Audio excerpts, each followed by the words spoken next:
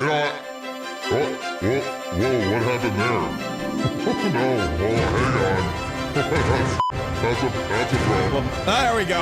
Wow, that's never happened to me. Look at that, I have a voice changer on. I didn't even realize. That's amazing. I was about to, it's so funny. I was going to start the broadcast by saying I'm a little tired today because we were out partying last night for the Ho Ho Hold'em charity poker tournament, and you know, I think I basically just proved that fact by accidentally hitting this button here and changing my voice. That's good. That's good to know, though. I didn't even know that I had that. I didn't even know that I had that opportunity. What else do I have? Here. Oh, I got one of these. It's like the helium thing, so that's gonna. That'll come in handy around Christmas time. We can do like elf stuff, like ho ho. Have you been good? Have you been bad? Are you on the naughty list or are you on the nice list? It's giving me serious like Munchkin vibes. That's probably more like Wicked. You know, for the we represent the Lollipop Guild. I don't even know what.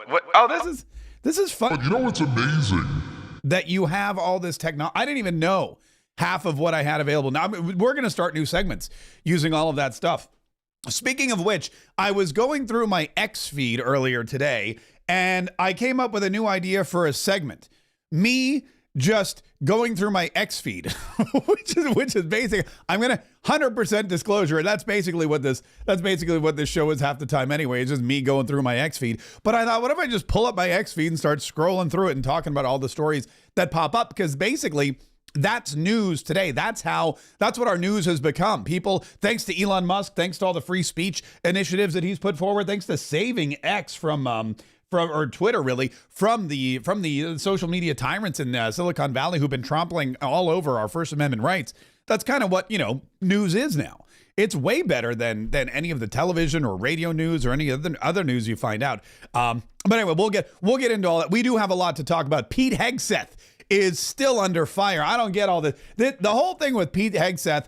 You know, for a split second, I thought to myself, this really makes me want to go into politics. All these ridiculous senators, well, not all of them. Let's be honest. There's like five.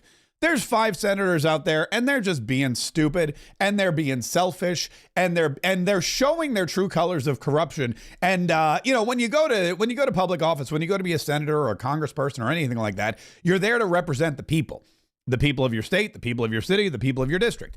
And so many of them don't represent the people. They represent themselves. They represent their own financial interests, their own special interests. They're in there for a power grab. And what you need to realize is that that's not the job of a politician. The politician is supposed to go there and execute the will of the people. And the will of the people was Donald Trump's our president. Donald Trump gets to make decisions regarding our public safety and our national defense. And Donald Trump would like Pete Hegseth to be the secretary of our national defense and our defense department. So we should give him that. You got people out there like Mitch McConnell and Joni Ernst who are like, that doesn't benefit me. And if it doesn't benefit me, I'm not going to vote for it. And luckily, they didn't get the message about the voters. I don't know. They didn't check the last round of polls, the exit polls. They didn't realize that the country's now red, that Donald Trump won the electoral vote. He won the popular vote. He won Iowa. He won Kentucky. He won Texas. Who else is holding out? Whoever you are, Donald Trump won your state. And Alaska, forget about it. Maine, all right, I'll give you, all right, maybe not Maine, but Alaska he won. So if your name is Senator Lisa Murkowski, the will of the people is to give Donald Trump the cabinet that he deserves and that he wants, and that includes Pete Hegseth. We'll get into all that here in just a minute because there's so much to talk about. Also, Elon Musk and Vivek Ramaswamy descended on Capitol Hill yesterday, and man, oh man, PBS just lost it.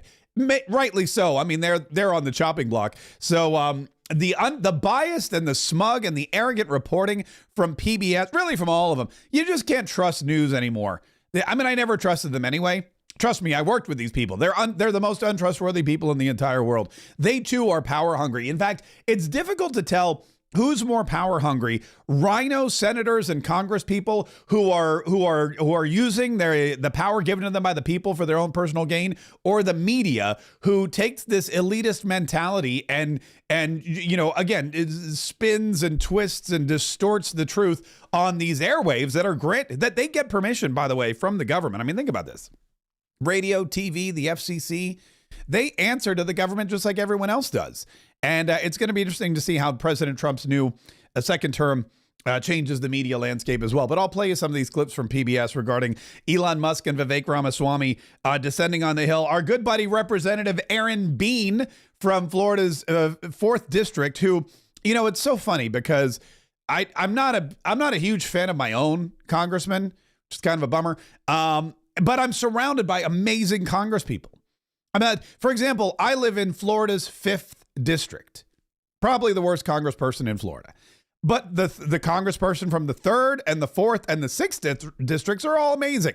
They're all fantastic people, great leaders, great people. We have fantastic relationships, but my own personal congressperson, not so much. Hopefully he'll be retiring soon in the next couple of years, and we can get somebody in, get a real MAGA conservative in who, again, is in it not just for themselves and their own personal financial gain, but also for the people, which would be the way. And you know what? Enough about me. Let's talk about, you know what? Actually, let's talk about me a little bit longer. Yesterday, ladies and gentlemen, the Hold'em charity poker tournament. This is why I'm chugging a little extra coffee today. In fact, let me start off by chugging a little extra coffee right now. Oh, that is delicious. That is last night at Best Bet Monument Road in Jacksonville, the premier poker room on the East Coast. Not even just I used to say in Northeast Florida. Then I was like, no, it's the premier poker room in Florida. But now it's the premier poker room on the East Coast. These people are fantastic. Their facility is clean, smoke-free, amazing. The staff is friendly. The food, forget about it. The food is delicious.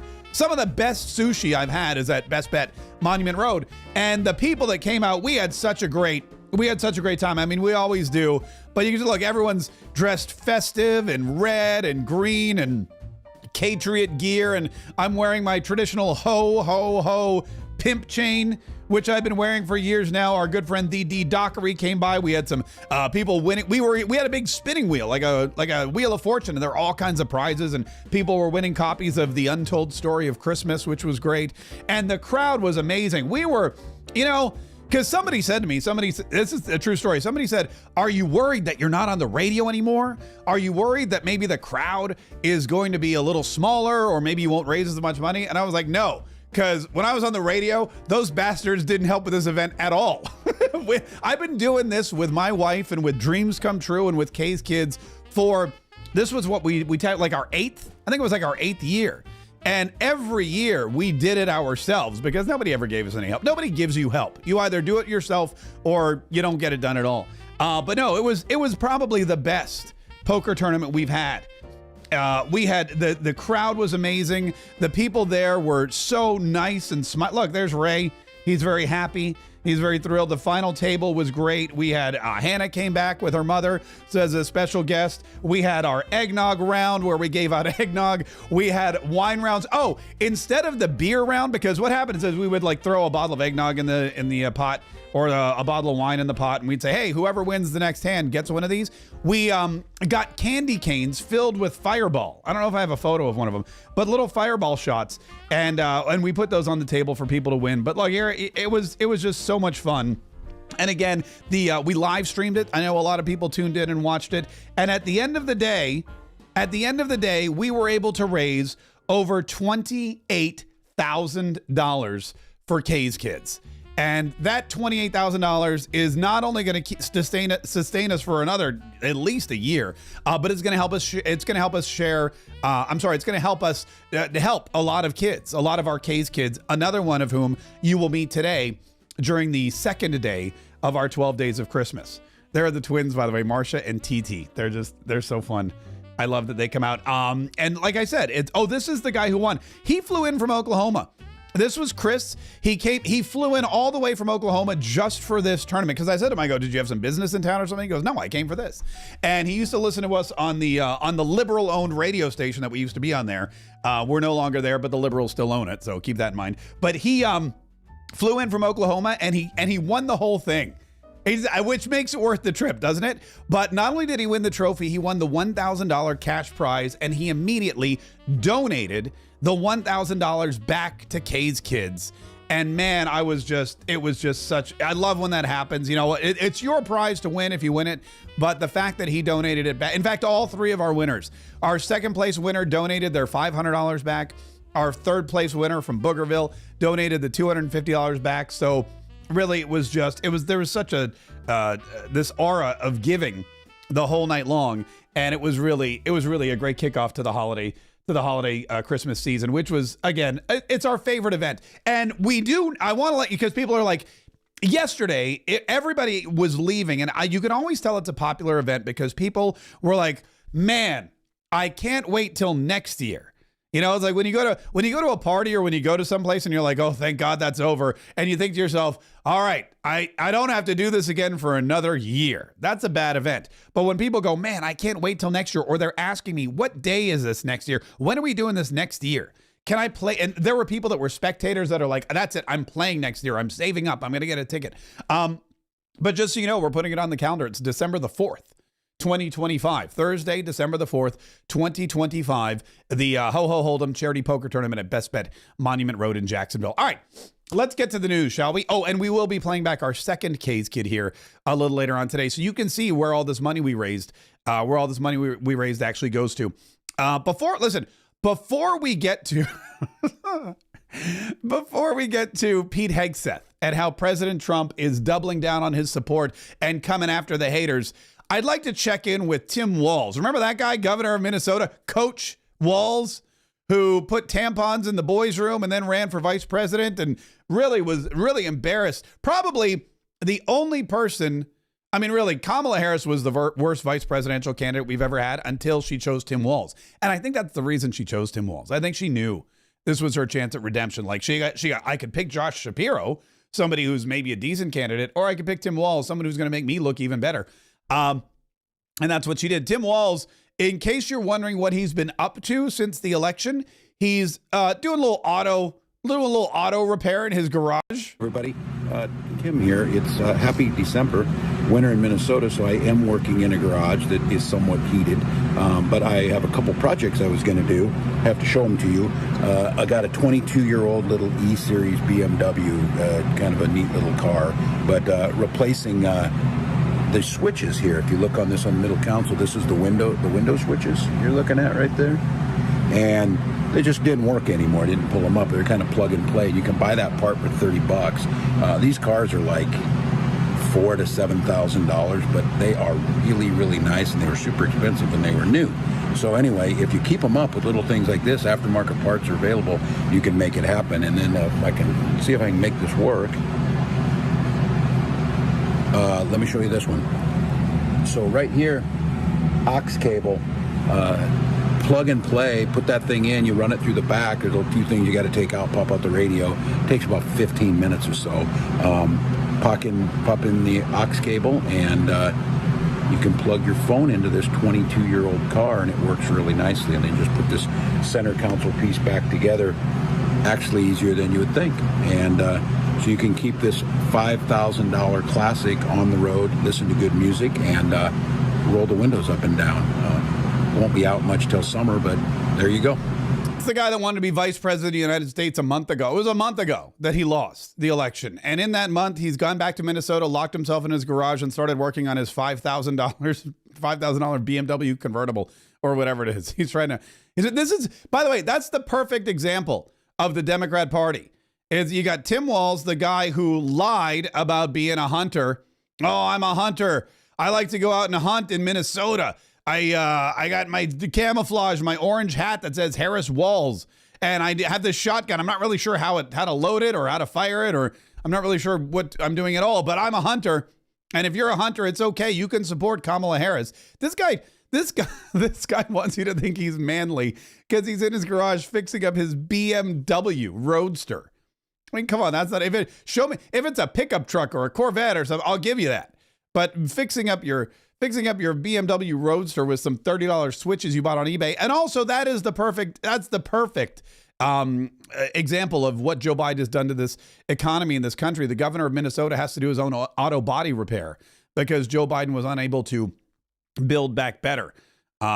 I wonder what music he listens to when he plugs that aux cable into his BMW and he rolls down the windows next summer and starts cruising around Minnesota. Is he listening to Lady Gaga, Born This Way? What tune would he be listening to? What's on Tim Walz's playlist? I imagine there may be some Katy Perry or some Taylor Swift for sure, because Taylor Swift, she loves Harris Walls, and I imagine they love her too. Although, look, she didn't really help out that much. Oh, gotta have some Beyonce, not that old school Beyonce, the new country Beyonce, because remember, he's a hunter, so he's gonna listen to the new country version of Beyonce. Anyway, that's what Tim Walz is up to. Barack Obama's still out there too. Remember, that guy's trying to reestablish himself as a power player in the Democrat Party, because remember, he's no longer a power player in the Democrat Party. His candidate, I mean, not the one he chose, but the one that he went to bat for, failed miserably, like horribly, like the worst ever. And even his protege, Joe Biden. Oh, I got to show you that Joe Biden, these two people, between Kamala Harris and Joe Biden, they couldn't have picked a worse duo to be president of the United States and vice president of the United States. There is a new poll that popped up. Here it is. Oh, let me move this over so I can actually read it. Here it is. Look at it. This was a new poll that a survey that came out, and basically what it says is that's Donald Trump's. Here it is. Joe Biden is ranked as the worst president in modern history. I would take that a step further and say also in ancient history, but whatever. Joe Biden is ranked as the worst president in modern history. This graph shows that Ronald Reagan. And what they do is they take your disapproval rating and your approval rating, and they subtract the two to give you an overall score. And Ronald Reagan had an approval rating of like 40% and a disapproval rating of 10%. And so when you subtract it, he was plus 30. He's at the top of the list. Barack Obama came in second, which I don't believe, at plus 21. Then Clinton and George W. Jimmy Carter was flat, 15% disapprove, 15% approve. So he turned out to be a great big zero in more ways than one. George H.W. was under that. Donald Trump is at 15, but that was just his first term. He's got another term to go. So I don't think you can count that. I mean, you really shouldn't count Donald Trump in there because he's going to be president again in a month. Richard Nixon, and then Joe Biden. Joe Biden, the worst. He had a 14% approval rating, or has, I guess, and a 44% disapproval rating, putting him at negative 30, which is the exact opposite of Ronald Reagan. Ronald Reagan was plus 30. Joe Biden's negative 30. And so in modern history, he is the worst president that we've ever had. Couple that with the fact that Kamala Harris last year was chosen to be the worst vice president in modern history. And again, I would even say in all history, in ancient history and in subterranean, whatever it is. I would just say that overall, she's been the worst. So you have the worst president and the worst vice president, and they were in charge of the country for 4 years. And now everyone's all like, wow, I can't believe Donald Trump won. Really? You set the bar really low and Donald Trump set it really high. And not as high as Hunter, but, pretty high. And now at leaving office, you see that Joe Biden is wholly unliked by so many people, and that Donald Trump is this rating will 100% go up, I imagine, as we continue to discuss it. But like I said, Pete Hegseth, who is President Trump's Secretary of Defense nominee, Pete Hegseth is fighting hard, man. He's fighting like Muhammad Ali. He's fighting like Rocky Balboa. He's fighting like Jake Paul. Well, maybe not like Jake Paul. Maybe like, we'll stick with Rocky Balboa. He's out there and he's giving it his all. He's got meetings on the Hill with senators, good senators and bad senators. And there are good and bad senators. He's out there in the media. He's out there talking to people. He's getting his surrogates behind him. And he's also got President Donald Trump, who is coming to bat for him because the media has been misreporting information about where President Trump stands on the Pete Hegseth issue. They've been misreporting information that, Donald Trump's gonna dump Pete Hegseth on the side of the road and pick up Ron DeSantis to be Secretary of Defense. It's one of the weirdest stories I ever heard. I don't know where that story began. I don't know which media outlet decided that was a palatable tale, but it's clearly ain't true. Donald Trump wrote on Truth Social earlier today, Pete Hegseth is doing very well. His support is strong and deep, much more so than the fake news would have you believe. He was a great student, Princeton and Harvard educated with a military state of mind. He will be a fantastic, high-energy Secretary of Defense, one who leads with charisma and skill. Pete is a winner, and there is nothing that can be done to change that.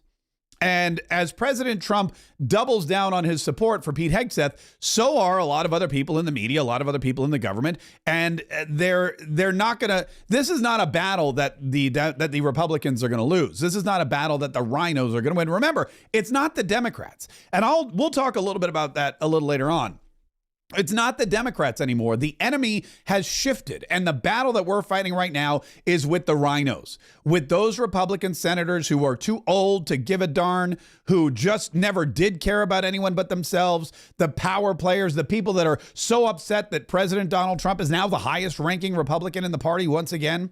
You know, the Mitch McConnells, the John Cornyn's, the Joni Ernsts, the Susan Collinses, all of them, the usual suspects. And these are the people that need to be rooted out of the party as soon as possible, and will be. I mean, there is a process, and it will see its way through. But in the meantime, we have to get Pete Hegseth confirmed, and Donald Trump has doubled down on his support. So have a lot of other people. For example, our good buddy Mike Waltz, who is going to be the new national security advisor, was on Fox News talking about, well, Pete Hegseth. Something else is going on Capitol Hill today. You know, Pete Hegseth, former Fox guy, nominated for defense. He's getting killed in the press by anonymous sources. This is what he came out and said today. Listen. We're going to earn those votes. We're fighting all the way through the tape. We're grateful to have the president's support because his vision for this Department of Defense is to bring it back to its core capacity. I'm proud to be here. And as long as Donald Trump wants me in this fight, I'm going to be standing right here in this fight, fighting to bring our Pentagon back to what it needs to be. And President Trump's standing by Pete, right? He absolutely is. He absolutely is. Pete is there and was put there to reform a place that badly needs reform. That's why President Trump nominated him. I can tell you what I'm hearing from the soldiers, what I'm hearing from the troops is a sigh of relief and cheering Pete on. And let me tell you what, Jesse, this is a building that failed an audit, not once, not twice, but 7 times of over $800 billion. And by the way, they had 7 years to get ready for the audit. So that's 14 years in and of itself.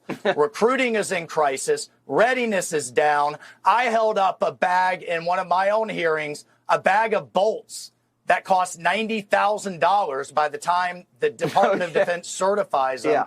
Yeah. You know, I mean, come on. I remember it. We covered it. It's not acceptable. Remember, like that's what people are fighting for. Is the $70,000 toilet. Yeah, we had the $70,000 toilet in Iraq. I remember covering that too. The bag of bolts. It's asinine what's going on, and you know these senators, they have to understand. One other thing that Pete knows, and we'll fight for: our enemies' bullets. Our enemies' bullets don't care about race, religion, gender, or anything else. And that's the mentality Pete's going to get us back to. Yeah, there you go. Mike Waltz. By the way, later on today, I'm going to be chatting with a good friend of mine, Matt Sapala, who's known online as Money Smart Guy.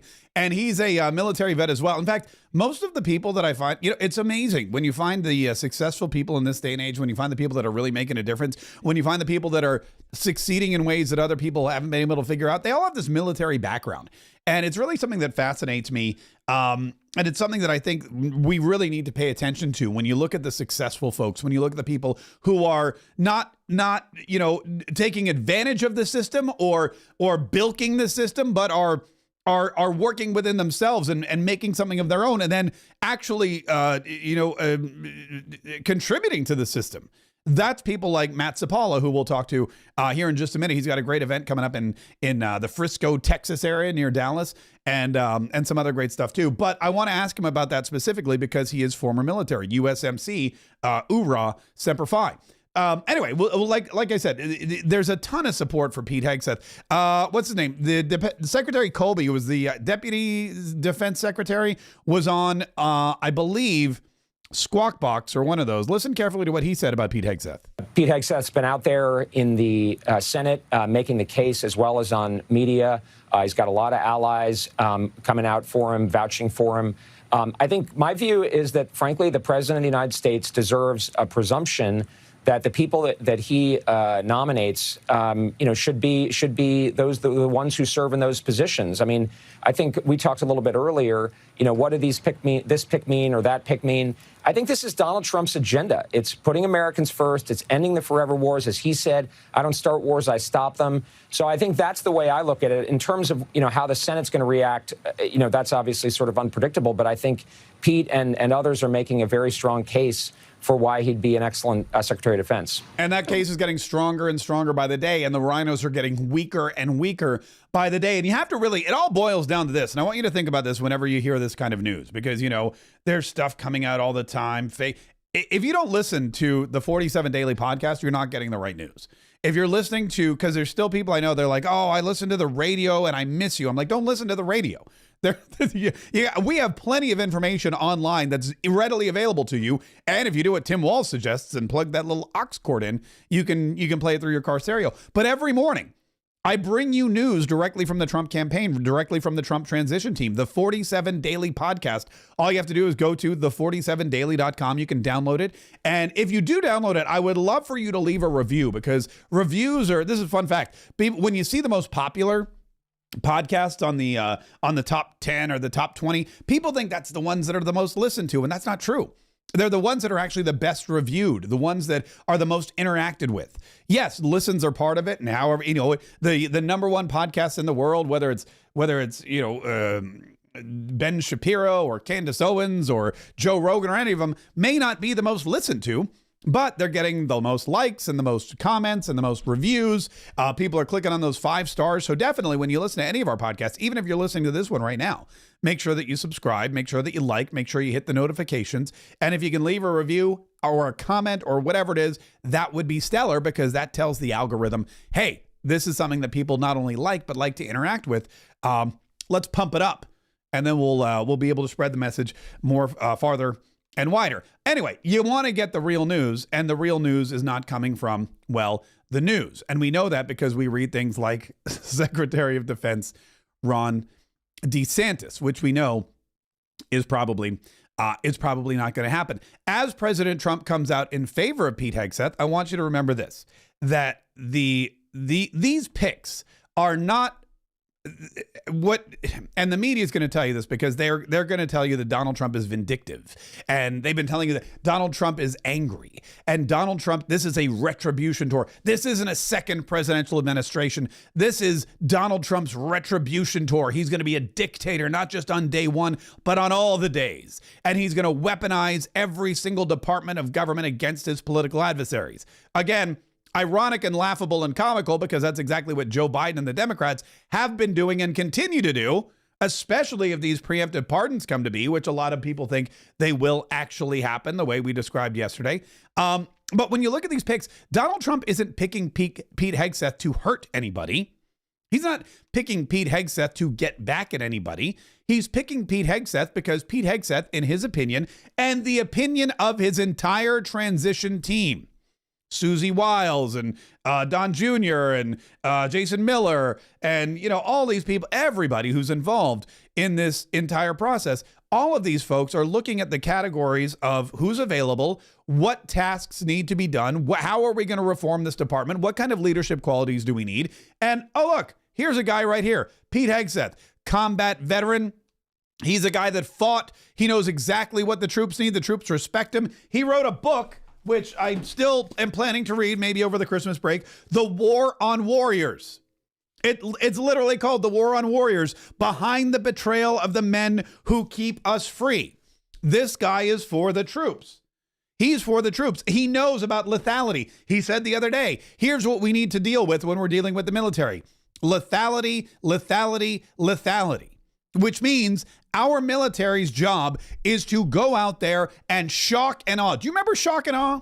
During Desert Storm, George W. Bush, shock and awe was the rule of the day. That when you joined the military, your job was to go in there and learn and train and shoot bullets and learn munitions and fly planes and create amazing battle plans and do it in a way that we could shock and awe our enemies, not get involved. The goal of the military is not to get into a long-term battle or an endless war that lasts a decade and costs billions of dollars, no matter what Lindsey Graham thinks. No, the goal of our military is to go in very quickly, very surgically, very decisively, destroy the threat and come home in one piece. And it should be like that. And that's what Pete Hegseth knows because he's been there. In fact, on X, he posted a photo of soldiers kneeling at the boots and the pack and the weapon of a fallen soldier. And he wrote, maybe it's time for a Secretary of Defense who has led in combat, been on patrol for days, pulled a trigger, heard bullets whiz by, called in close air support, led medevacs, dodged IEDs, and understands to his core the power of this photo because he's been on that knee before. Makes perfect sense to me. Doesn't make perfect sense to some Republicans like Joni Ernst and John Cornyn and Mitch McConnell, who don't see any personal benefit to Pete Hegseth being Secretary of Defense, and in a way actually see a lot of personal hardship, especially financially, if the Department of Defense becomes less woke and starts cutting out some of the unnecessary expenditures like what Mike Waltz was just talking about, the $90,000 bag of bolts. This is a battle that is going to continue to rage on, and it's an important battle that we need to continue to fight because having President Donald Trump be able to install the people that he needs in order to execute his plan is exactly what this is all about. We've hired the CEO, and now he's got to put in charge his VPs. He's got to make sure that every single department is headed up by the best possible person. And the last thing we should ever have is Republicans standing in our way. But we do, because the Republicans, there's a lot of them that just don't get it. They think that they are in charge when they're not. We are, the voters. And more of us chose Donald Trump than anybody else, than Kamala Harris or Tim Walz, who's currently working on his BMW in Minnesota. Joining me now, Marine Corps veteran, author, insurance entrepreneur, which the more I think about it is what I should have been. But please welcome, ladies and gentlemen, my good friend, Matt Sapala, a.k.a. Money Smart Guy. Dude, how are you, man? It's been so long since we chatted. You were in our studio, we were just trying to, was it 2018, 2019, something like that? That's right.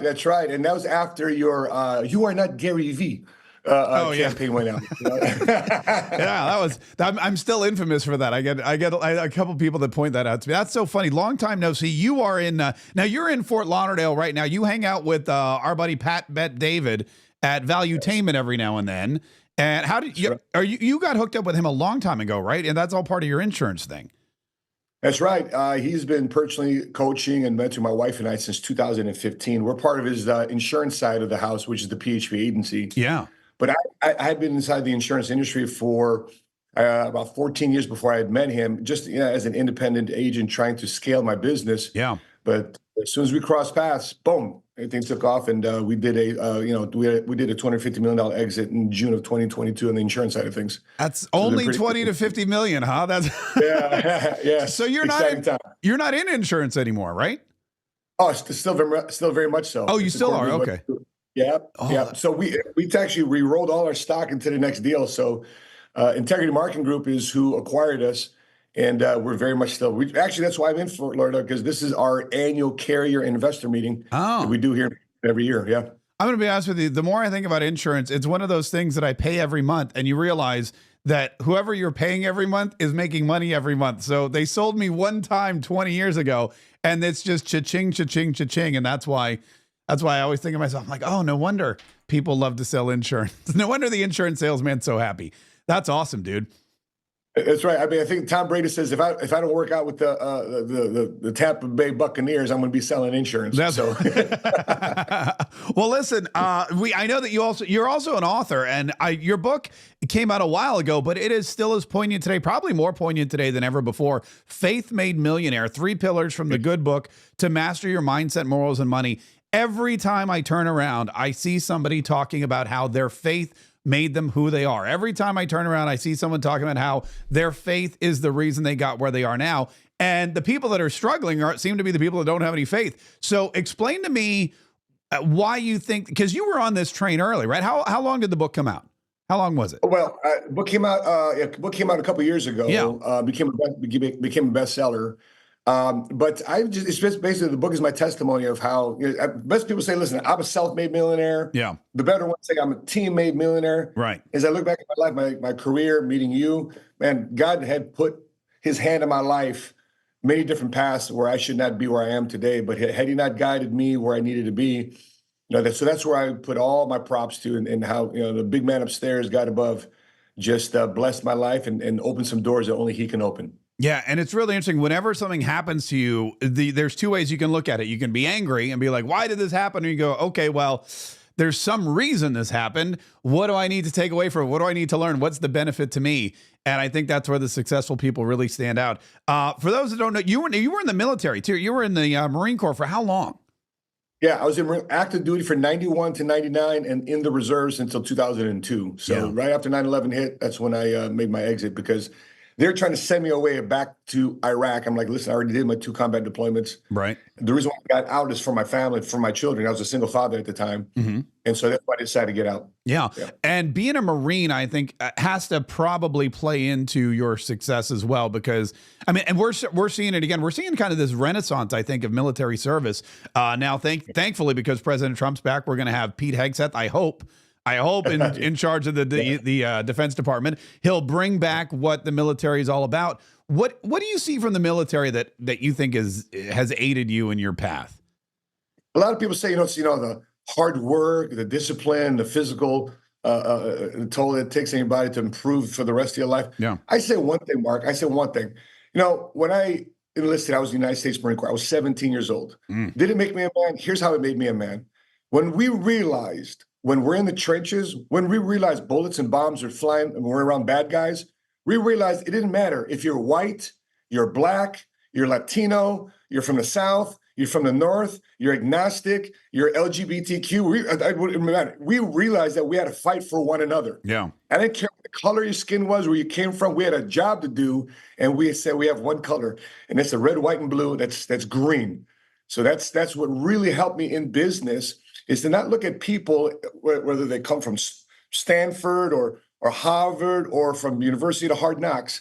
I looked at you whether or not you can do the job. I looked at whether or not you had the desire to serve and help your family. That's how I looked at people, not whether or not, this whole, identity politics type of thing. Yeah. The Marine Corps experience was you had one color, you were green. Yeah. What do you think is going to happen now? Because we've seen some enlistment issues. We've seen 50% a drop in enlistment over the last 4 years in pretty much every branch. Do you think there'll be kind of a resurgence of interest in the military with someone like Pete Hegseth and JD Vance, who, I mean, he's vice president, he's a Marine, and and he's doing great for himself. Yeah, I think there's a lack of leadership in this current administration that really put the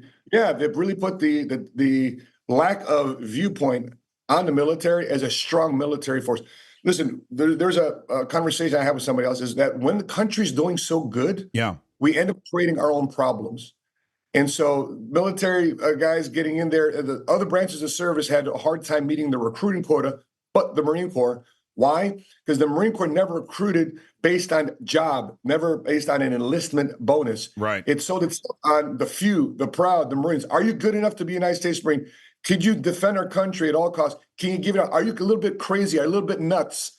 Are you good enough to do this job? And that's how the Marine Corps recruited you, on a value system, right? An honor, courage, commitment. Not we're going to get you the job, not we're going to get you to college. So that's why the Marine Corps never dropped its recruiting quota, because it based its recruiting on that premise. That is true. When I was a kid, so I went to college with a guy named Mark Abramovich, and he was exactly what you said. He was driven, he was hardcore, little nuts, and his whole life he wanted to be a Marine, and he was just waiting until the summer of college he could go into OCS, he'd become an officer.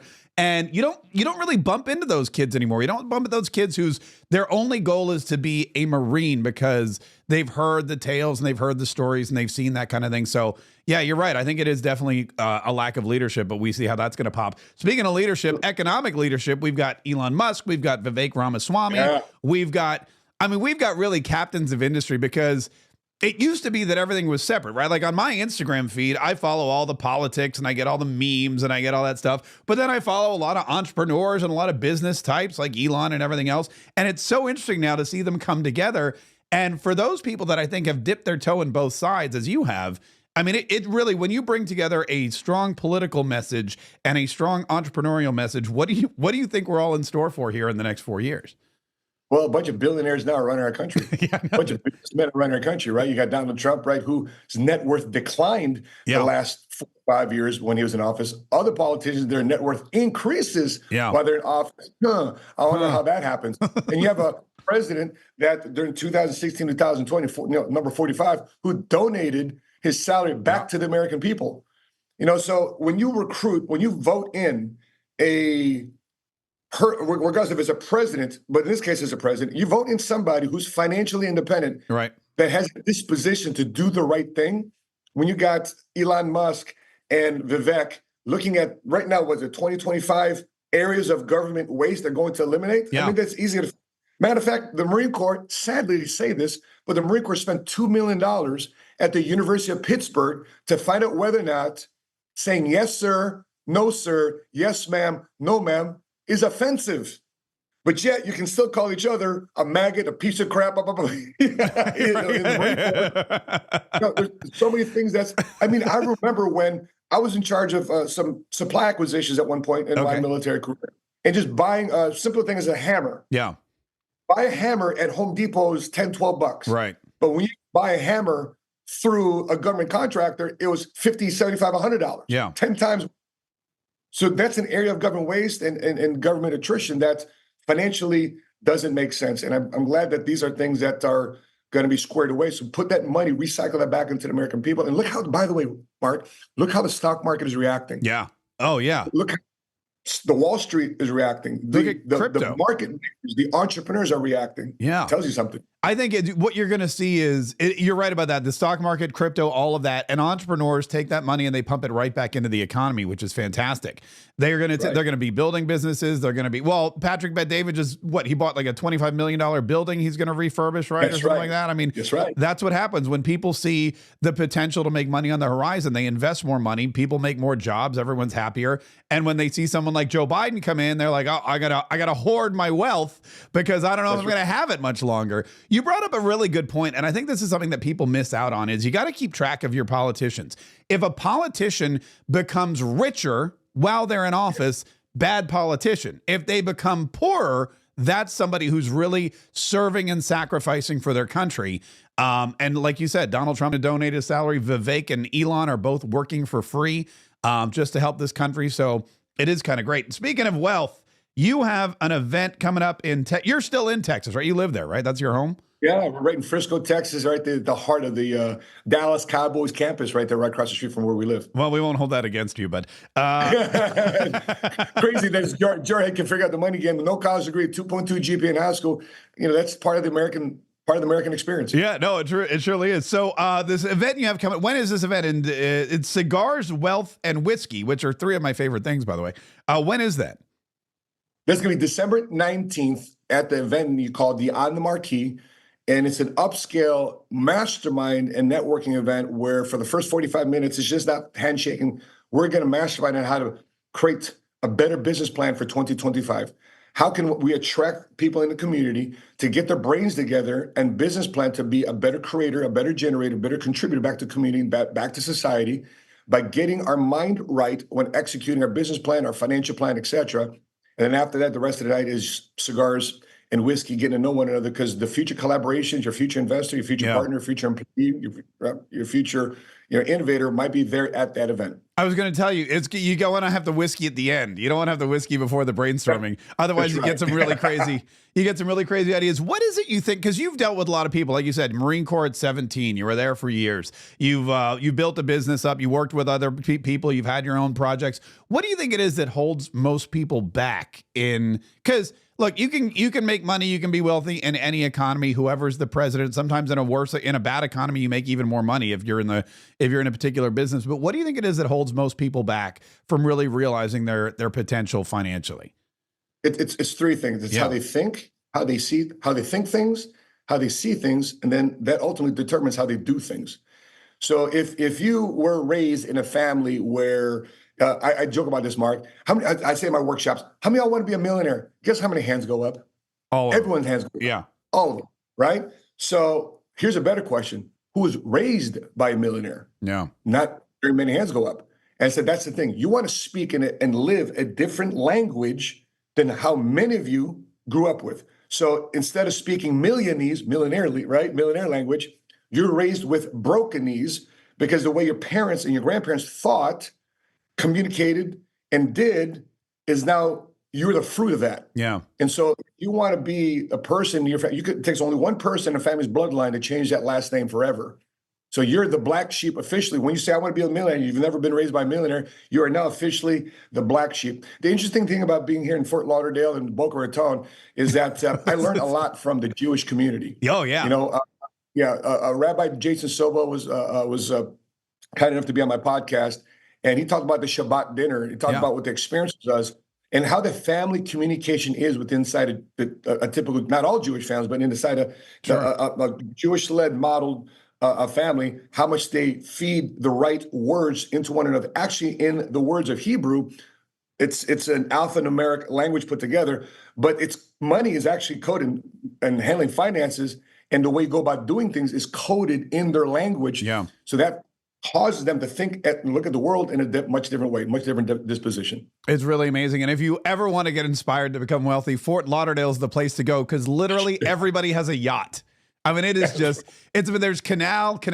There are people in Fort Lauderdale who live in 2-bedroom condos and have 4-bedroom yachts parked outside. It's really amazing.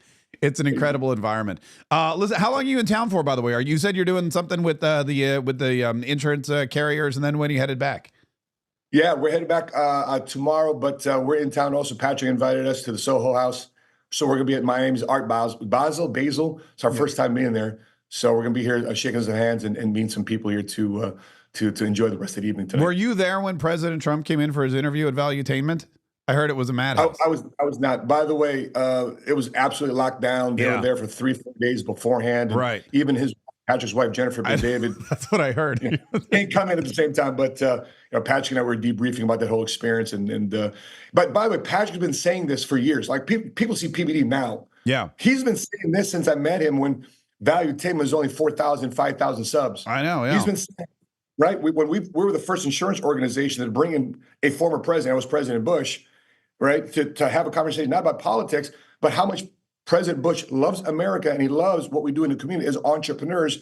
And how much, if you want to create generational wealth, you got to study from families that are actually building generational wealth. And you have to really be involved in politics. And this is something, and I love I think what's happening now that I started to see is I'm starting to see religion and money and politics all kind of meld. Because even at my church, the biggest problem I have, or not one of the biggest problems, but one of the biggest, I guess you would say, complaints I have about my church is at election time, people just want to know what they want their religious leaders to say, look, this person aligns with our beliefs, this person does not, and they just won't come out and do it. But to me, I'm like, that's so important. You got to, if you vote for the wrong person, that's a sin in the eyes of a lot of Catholics. So as the religious leaders, lead us to the right candidate. And I think more and more we're starting to see that, where people are taking their religion, they're taking their finances, they're taking their politics, they're mixing it together. Valuetainment's been doing it. PBD's been doing it. In fact, it's so funny you mentioned that. With some of the videos from like 2015, he's in a T-shirt in front of a blackboard, and you're right. He's saying the same things that now he's saying, but he's got computers and he's got, 18 cameras, and it's amazing because the message is the same. And if you follow it, it'll get you there. All right, Cigars, Wealth, and Whiskey. Tell me again when it is and how people can go if they're in the Frisco, Texas area. Absolutely. That's going to be December 19th. That's a Thursday evening from 6:30 to 9:30 p.m. And you can go to the website, cigarswealthandwhiskey.com. You can either get a general admission ticket or you can get a VIP ticket, which is just another $50 more, to mastermind with myself and other key people within inside the Frisco community. So therefore, you can meet people that are thinking much different level and get your mind right, get your business plan right, and get your 2025 the right way. Does it include the whiskey and cigars, or are those extra? It does. It does actually also include food. So we feed you. We put a glass of whiskey in your hand. We put a cigar and conversation and put our heads together. That's right. Matt Zapala, money smart guy. If you're looking for a great book too, that is really truly timeless. Faith Made Millionaire: 3 Pillars from the Good Book to Master Your Mindset, Morals, and Money. With the forward, of course, by Patrick Bet-David. Matt, thanks so much for being here, man. We really appreciate it. Next time, we'll, I know we're like 500 miles apart, but we'll get together and we'll do this live. It'll be fun. 100%. Yeah, I'm looking forward to reconnect with you there in Jax.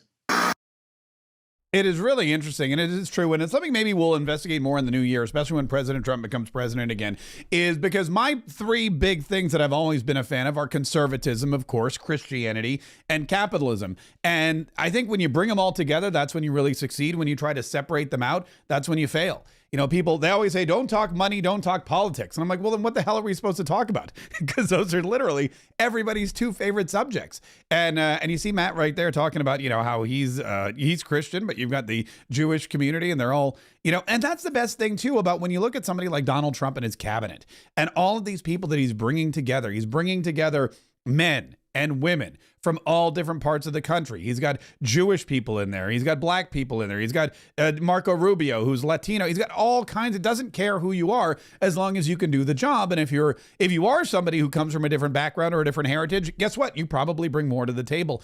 And it's ironic how the Democrats always accuse Republicans of being racist when you look at all of the Republicans today, and they are the most open and welcoming and successful people that we have. Listen, Elon Musk and Vivek Ramaswamy at the Capitol building yesterday, I got to tell you, this was a phenomenal experience for whoever was there. And our buddy Aaron Bean, the head of the Doge caucus in the House of Representatives, was there. And I'm going to play you, PBS did Elon Musk and Vivek Ramaswamy dirty. The smug way they reported on this whole thing, which to me is ironic because PBS is public broadcasting. It's a home of NPR, and Doge has already come out and said, do we really need NPR? NPR is on the chopping block, at least some of the funding. PBS is on the chopping block. You would think these are not people that would go out and openly attack and belittle Elon Musk and Vivek Ramaswamy, who have been put in charge of what they're going to cut out of Congress. But sure enough, they do. And I'm going to play you that clip in just a minute. But first, it's time for, ladies and gentlemen, day 2 in the 12 days of Christmas. Yesterday at the Ho Ho Hold'em charity poker tournament, we raised over $28,000. And today and next week and the week after, we're going to show you exactly where that money goes. Bree just pulled into the parking lot. She's 11 years old and she has a neurological disorder. And she loves Disney and she loves American Girl dolls. So guess what we got her? A Disney American Girl doll. And she's coming. All right, we're going to give it to her in just a minute.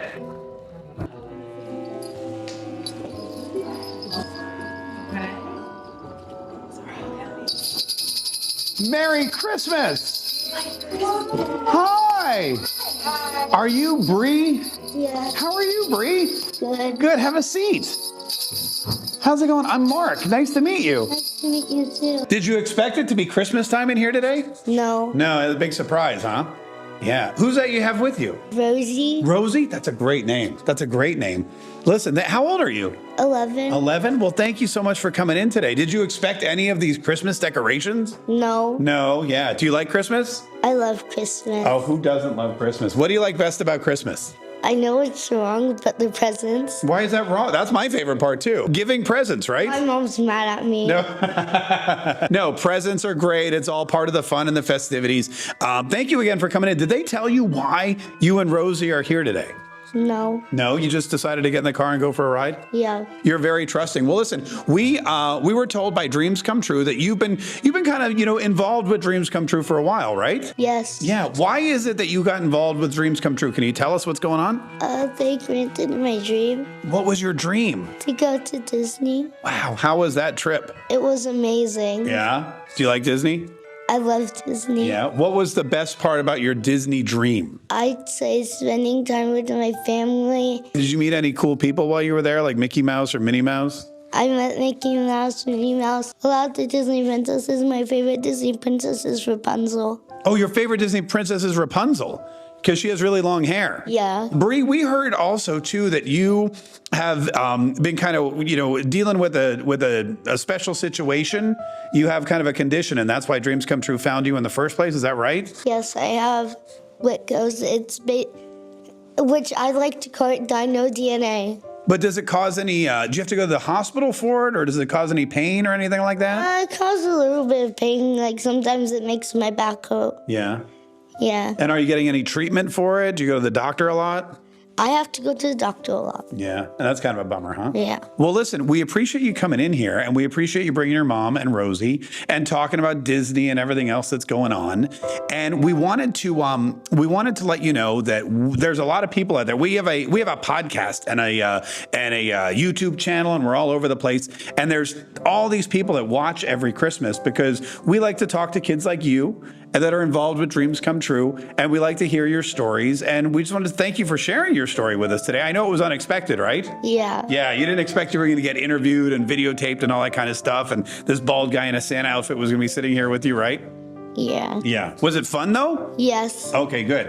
One last thing before you go. Since you said your favorite thing about Christmas was getting presents, would it be okay if we gave you a present? Yes. Are you sure? Yes. Okay, you didn't want to take any time to think about it or phone a friend or anything? No, you're all good? Okay, all right. Well, we have a present for you, and what I'm going to do is I'm going to give you the jingle bell, and when you're ready... It's heavy. It's solid. That's a real North Pole style jingle bell.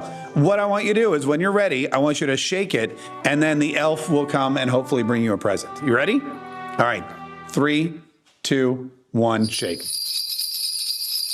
Oh my gosh, it worked! Look at that! Wow! These are your gifts.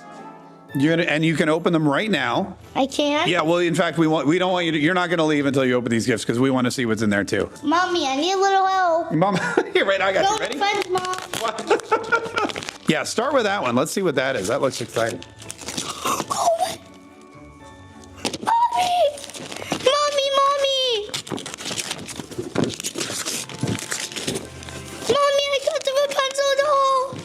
What is it? It's an American Girl doll Rapunzel doll. Wait a minute. You just told me that. Wait, yeah, it was you said Rapunzel's your favorite Disney princess. Oh my gosh. Are you so excited? I'm so excited. Yeah, I take it you didn't have that. Thank you so much. Oh, you are so welcome. That is super so great. Pretty. Isn't she? Give me that. Let me hold her for a second. And I don't know what that could be, but let's see what we got in there. What? It's Rapunzel's accessories in an American Girl doll holder. It's our accessories and a whole. You have to have accessories. Oh, look, there's all the things. The frying pan. The what's the little? This is Pascal. Pascal, right? Thank you very much. The painting set. Oh my gosh! It even comes with her hair stuff. Her hair, of course. I mean, it's Rapunzel. She's got with a crown of flowers. I'm so excited. I'm so excited for you and for Rapunzel. Listen, Bree, like we said, we'd heard a lot about you. We heard how special you were. We heard about your situation and your treatments. And we just wanted to let you know that we're thinking about you. There's lots of people out there praying for you and your family. And we just wanted to put a smile on your face this Christmas. Thank you so much. You are so welcome. Merry Christmas, Bree. Merry Christmas. That was Bree, day 2 of the 12 days of Christmas. We have 2 more weeks of gifts from kids just like her. Some still undergoing treatment. Some who are, some who have survived treatment. Others who are in remission. Some have had their cancer and their other problems and issues come back. But the one thing that is true about all of these kids, as you'll see, is that they have this, just stamina, and they have this amazing attitude and this love and joy. And you always wonder, where do they get it from? It's really, truly amazing. And that's why we do this. That's why we do our Kaye's Kids celebration. That's why we have our poker tournament every year. And that's why we bring you their stories around Christmas time. And there's 10 more. I was only 2 out of 12. We kick it off again. We'll be back Monday with a whole other one, which I'm very very excited to bring you. All right, now let's get back to PBS, shall we? Because they covered the DOGE, the Department of Government Efficiency, coming into the Capitol building. Elon Musk came in with his son on his shoulders, which I thought was great. I love that Elon Musk decides, you know what, I'm going to go to the Capitol building, and I'm going to be talking to every single congressperson. I'm going to be talking to every single senator. We're going to be discussing what we can do to, cut down the government spending. There they are. Wait, where are they? Here they are. Let me see if I can find that photo for you. They're going to be cutting down government spending, all this stuff.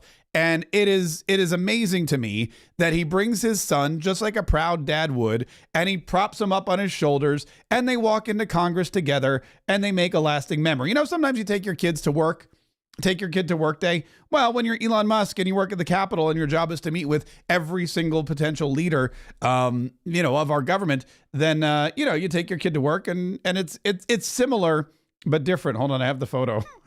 This is Elon Musk walking into the Capitol building yesterday with a little X right there. And wearing a blazer, by the way. He's got the blazer with the buttons. They both look very nice. And he spent the whole day with Dad going around listening to the senators talk about what needs to be done and what we can cut out of our national, the $2 trillion we can cut out of our budget. And then came NPR, then came PBS. And PBS, which is on the chopping block, which in my humble opinion is one of the least necessary government expenditures we have, they reported on this whole thing in a way that you wouldn't expect from somebody whose entire livelihood rests on the shoulders of this guy, much like his son is doing right now. Listen to this report. What were they telling Congress they want to do exactly with this department, this so-called department? Okay, right there, right off the bat, what are they telling Congress they want to do with this department, this so-called department? It's not a so-called department, Chief. It is an actual department. The Department of Government Efficiency. President Donald Trump has created it. It's happening.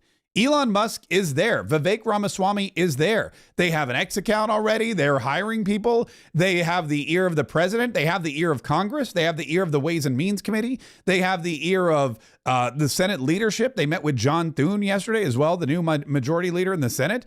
This is not a so-called department. It's an actual department, and you should probably pay a little bit more attention to it. This was an unusual day on Capitol Hill. These two men who don't have any official government function at this point were actually the center of political gravity. Okay, they're right there.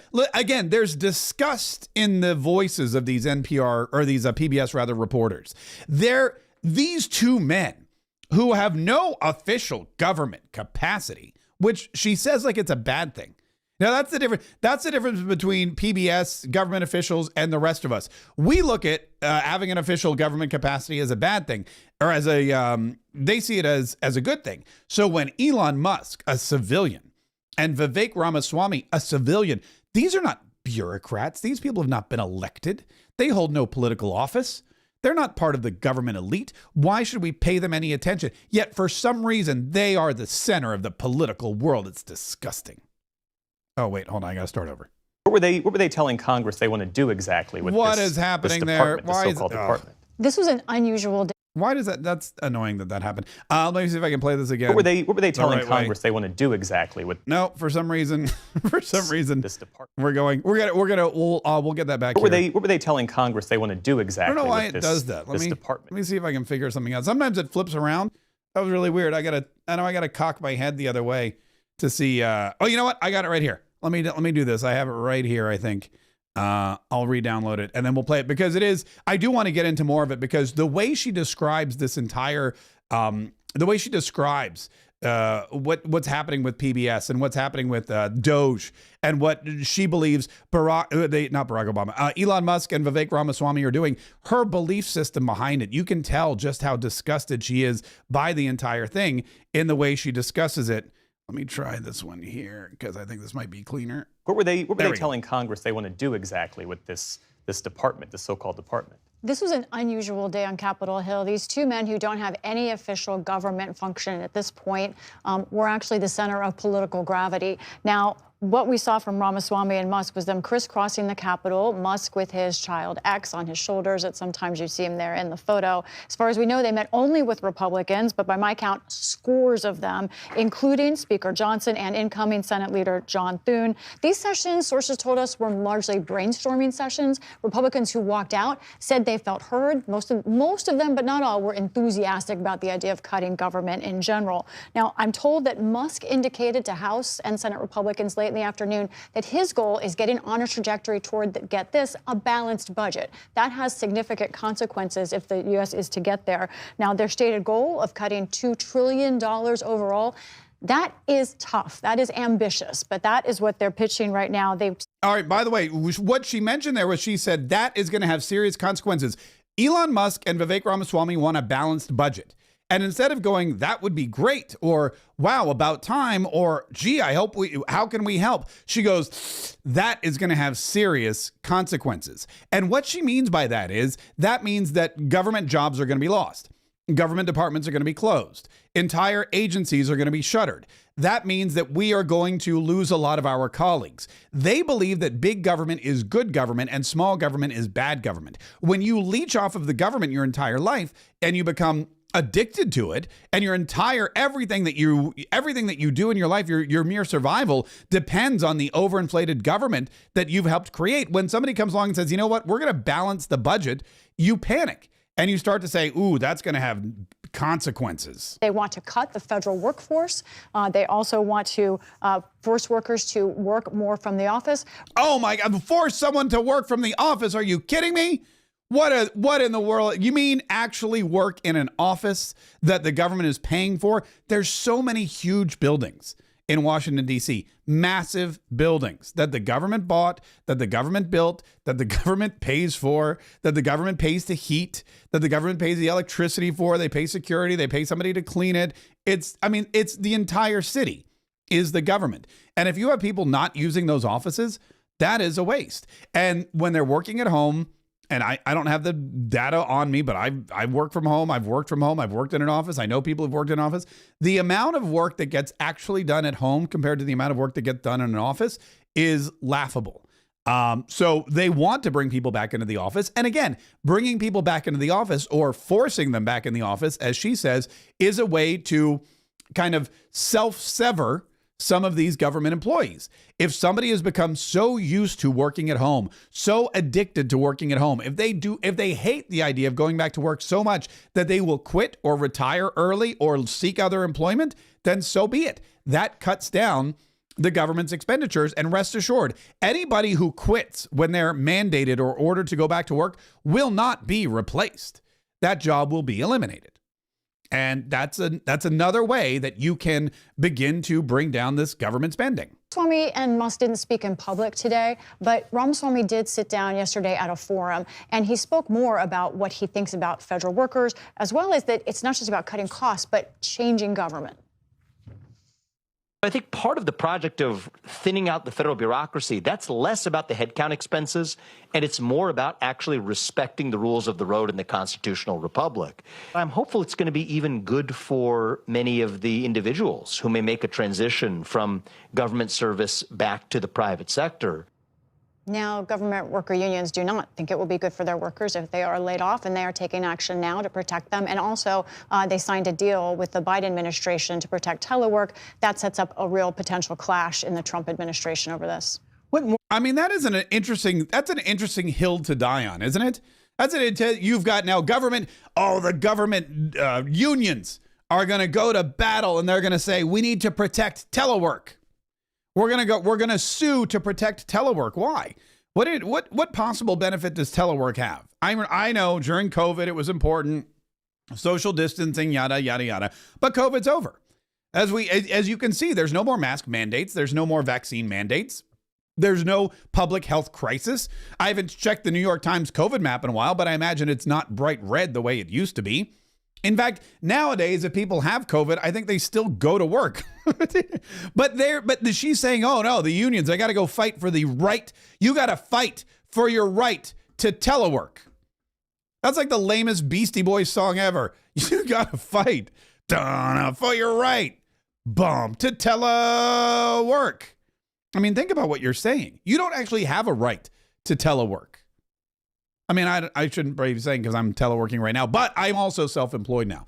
So that's the big difference there. But it is amazing to me how these guys, because again, PBS, and it's really starting to show now that their entire livelihood is threatened, now that their existence is being threatened by the Doge, by Elon, by Vivek, by American consumers who have woken up to the fact that these are woke individuals funded fully by the government, that they are part of the problem, not the part of the solution. And they're definitely not unbiased reporters. Now that people are waking up to that fact and they realize that they are on the brink of being doged, you can see the bias in their reporting.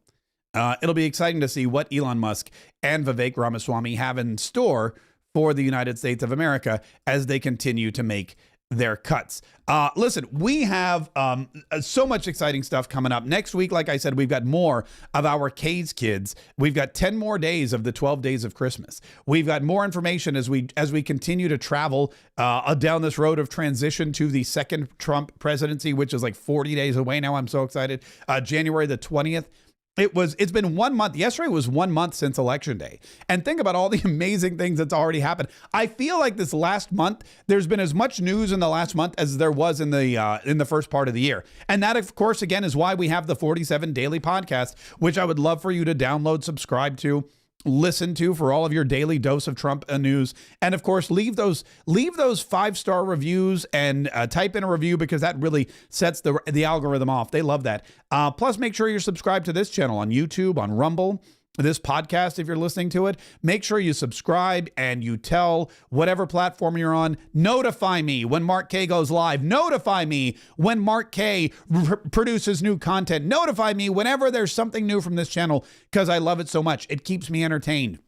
It keeps me informed. It keeps me enlightened. And it keeps me inspired to keep up the fight. Because look, the enemy always exists. The enemy will change, but it will never go away. And when we defeat one enemy, there's going to be a new one.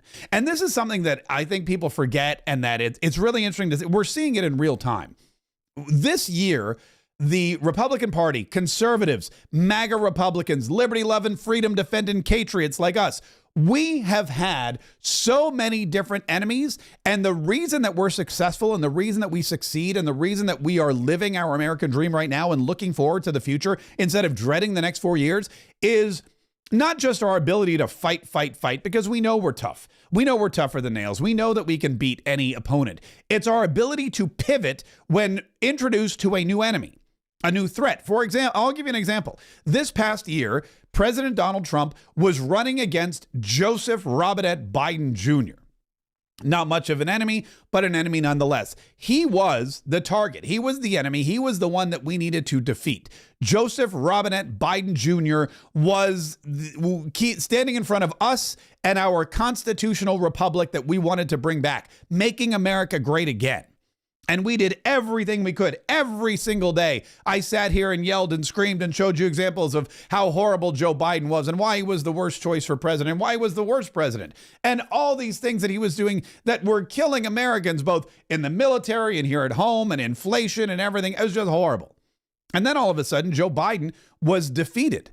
But that didn't mean we didn't have an enemy. It just became a new person, Kamala Harris. Kamala Harris became the enemy that we had to defeat, that we had to fight. And we did. We continued to fight, and Kamala Harris was defeated. And almost immediately, we saw a brand new enemy pop up. As President Trump started to announce his cabinet picks, Tulsi Gabbard, Robert F. Kennedy Jr., Matt Gaetz, Pete Hegseth, we started to realize that the enemy has changed once again. Now that the Democrats have been defeated, now that Kamala Harris has gone away, now that Tim Walz is locked in his Minnesota garage working on his $5,000 BMW, trying to figure out how to plug his cell phone into the aux cable so he can listen to Lady Gaga while he cruises around Minneapolis, now that that's happening, we have a new enemy. And it is the Republican rhinos who are standing in the way of President Trump and yours and my vision for the United States of America. We voted for a vision. We voted for an agenda. We voted for a guy who promised us A, B, C, and D. And now we've got a bunch of clowns who are supposedly on our team standing in our way, not letting us go out on the field, not letting us play ball, not letting us win. in the global economy. And that's the new enemy. Those are the people that need to be defeated. And the good thing is the conservatives, the MAGA conservatives, the America First conservatives, the Trump supporters, the liberty-loving, freedom-defending patriots like you are out there fighting and letting these people know we will pivot on a dime. We have one goal. Our goal is to protect the United States of America, to protect this country. One nation under God, indivisible, with liberty and justice for all. We will fight for that Constitution and our Bill of Rights, our First Amendment rights, freedom of religion, of speech, of press, of peaceable assembly, to petition the government for a redress of grievances. You better believe we will fight for our Second Amendment right. The right to bear arms. That shall not be infringed. We're gonna fight for all of it. We're gonna fight for the ability to build up the biggest, most substantial, most financially secure future that we can for ourselves and for our posterity. So help us God. And it doesn't matter if you're a Democrat, if you're a moderate, if you are a Republican. If you're in our way, you're gonna go down. Because yes, we're strong. Yes, we're combative. Yes, we're conservative. Yes, we have God on our side. But most importantly, we know how to pivot. And like that always reminds me of Friends. Pivot! Pivot! Anyway, listen, thanks again for joining us. Don't forget to subscribe to this channel and all of our, just go ahead and take some time this weekend and subscribe to every single channel where you see my face. And we will have some content coming out this weekend. So make sure that you're setting those notifications so that you can stay entertained, informed, enlightened, and inspired. And we can continue to fight, pivot, and save the Republic. Sorry, I told you I was up late. I was up late playing poker. I told you I was going to be punchy today.